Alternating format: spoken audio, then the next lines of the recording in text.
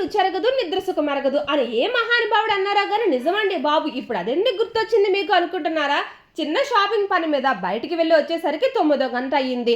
సర్లే బయట నుంచి ఏమైనా తెచ్చుకుందామని చెప్పి మా బావకు ఫోన్ చేసి అడిగితే, నేను పాలని తాగేసి పడుకుంటా కానీ ఆ బయట నుంచి తెచ్చే మాత్రం తినద్దే తల్లి అన్నారండి. నాక కడుపులో ఆకలి ఎక్స్ప్రెస్ దూసుకెళ్ళిపోతుంది అనమాట.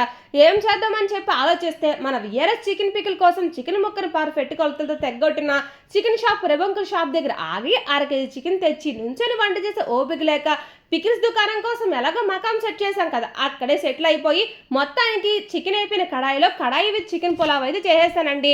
కడాయిలో ఐటమ్స్ పద్ధతిగా వేయకపోయినా, కొలతలు సరిగ్గా లేకపోయినా మొత్తానికి పద్ధతి లేని కడాయి చికెన్ పులావ్ అయితే నా నాలుగుకి బీభత్సంగా నచ్చేసింది తెలుసా. అందుకే అన్నారేమో ఆకలి రుచి అరగదు, నిద్ర సుఖం అరగదు.